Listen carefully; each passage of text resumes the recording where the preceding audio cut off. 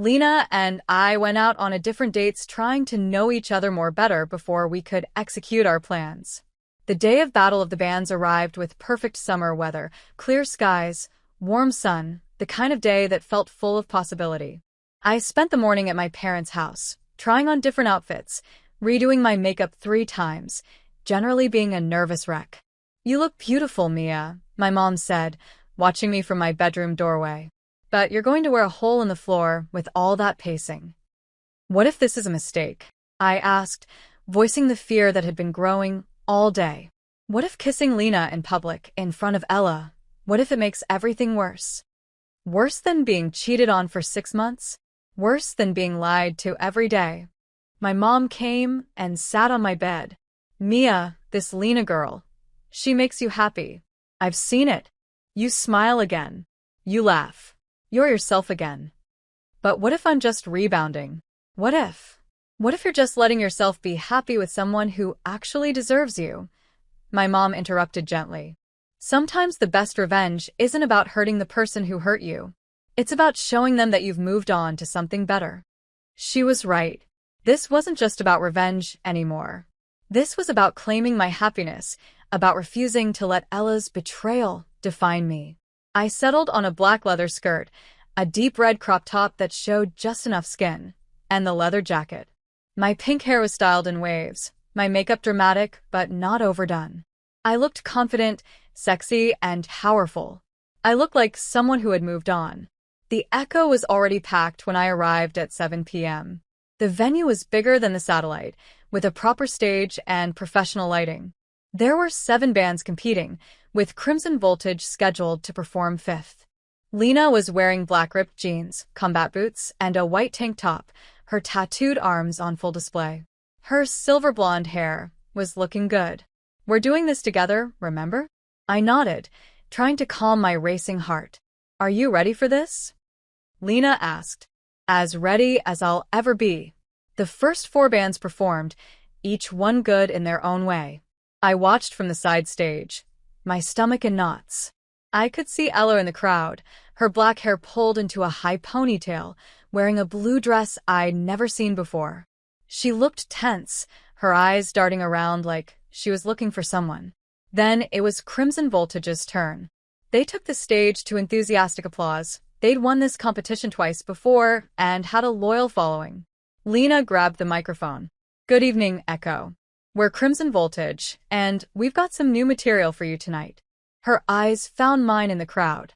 Songs about taking chances, about not being afraid to fall for someone even when it scares the hell out of you. They launched into their song, a high-energy punk anthem that had the crowd immediately moving. Lena commanded the stage with confidence, her fingers flying over the guitar strings, her voice powerful and raw. She was magnetic. Everyone in the venue was watching her, drawn to her energy, her talent, her presence. Including Ella, whose expression had gone from tense to confused as she watched her stepsister perform. The second song was slower, more melodic. And then came the third song, Freefall, the one Lena had written about me. "This one's special," Lena said into the microphone, her eyes locked on mine. "I wrote it about someone who crashed into my life unexpectedly, someone who taught me that taking risks is worth it." By the time the song ended, I was crying. The entire venue erupted in applause, but I barely heard it. All I could see was Lena, setting down her guitar, jumping off the stage, walking straight toward me with purpose and intensity and love in her eyes. "Mia," she said, loud enough for everyone nearby to hear. "I know this started as something else. I know we had a plan. But I need you to know right now, in front of all these people, I'm falling in love with you. For real, and I don't want to fake anything anymore." My heart stopped. Lena. And then she kissed me. It was nothing like the practiced kisses, nothing like the staged moments we'd orchestrated over the past few weeks. This kiss was raw and real and desperate. Lena's hands cupped my face, her fingers sliding into my hair, pulling me closer. My hands gripped her shoulders, then slid around her neck, holding on like she was the only solid thing in a spinning world.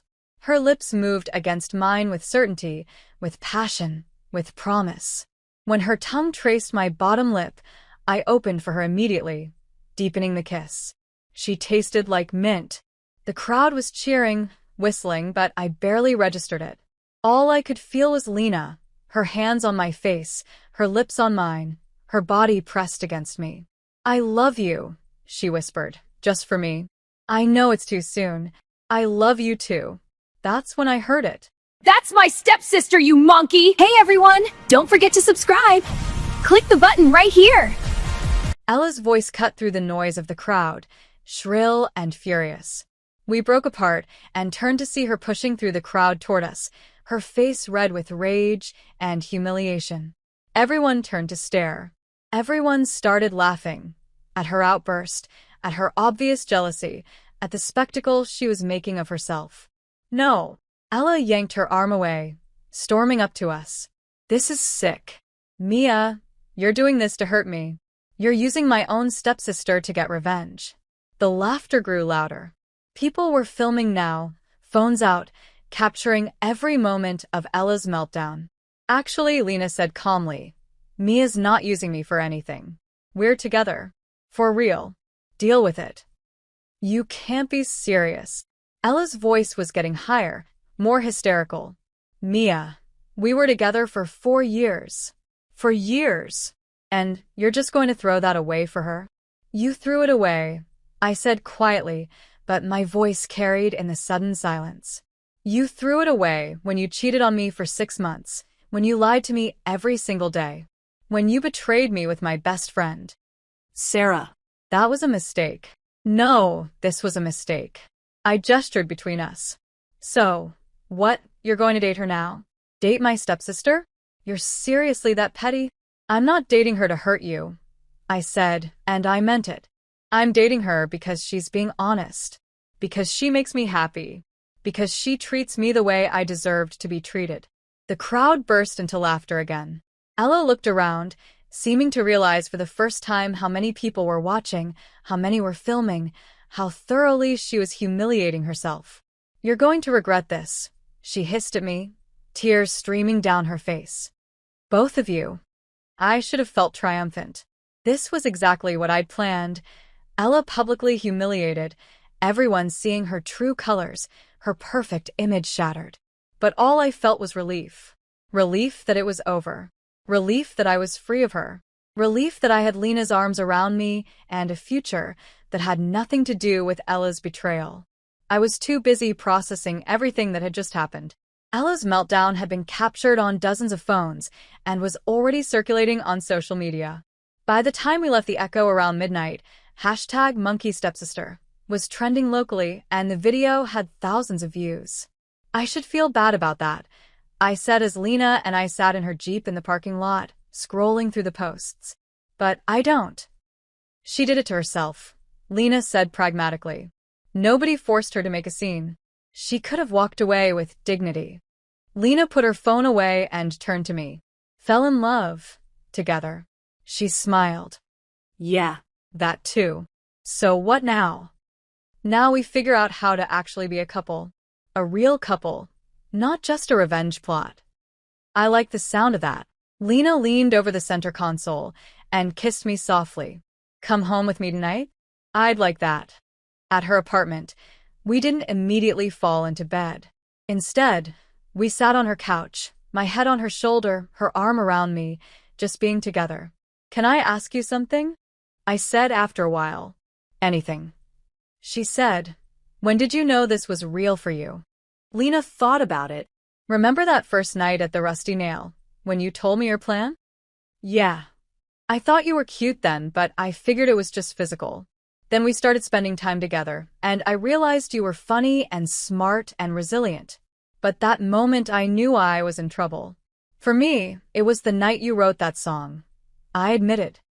When I heard Free Fall, when I realized you'd written something that personal about us, I couldn't pretend it was fake anymore." "We're pretty terrible at fake dating," Lena said with a laugh. "The worst." She kissed the top of my head. "I'm glad.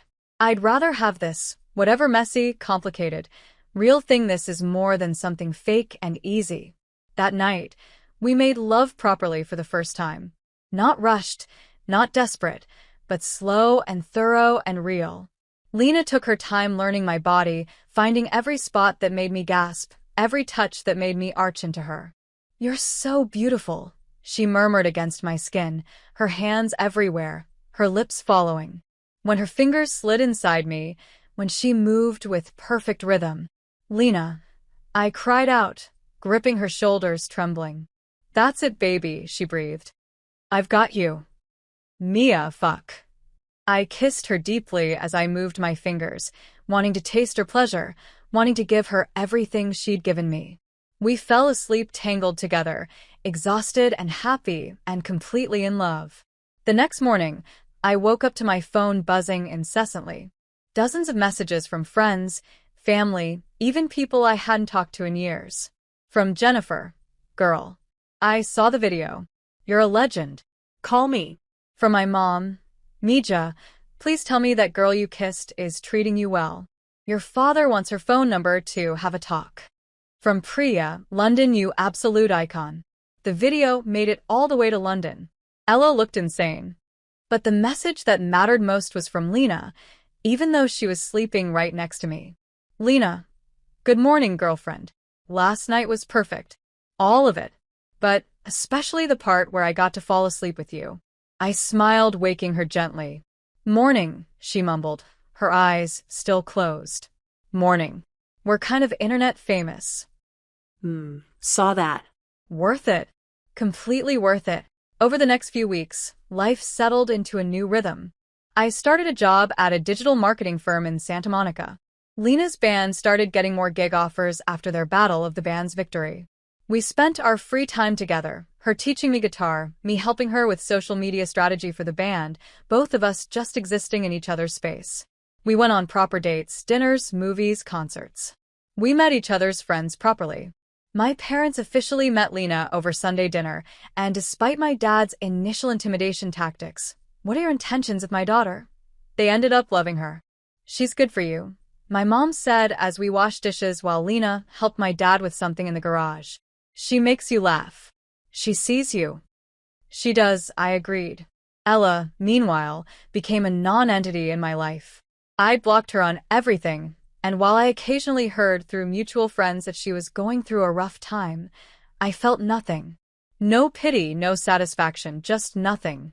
Sarah had apparently moved to San Francisco, unable to face the fallout from what she'd done. Good riddance to both of them. Lena joked. One evening, if she hadn't cheated, we never would have met. Nah. We would have found each other eventually. Some things are just meant to be. I believed her, because this us felt inevitable in the best way. Like all the heartbreak and betrayal and pain had led me exactly where I needed to be.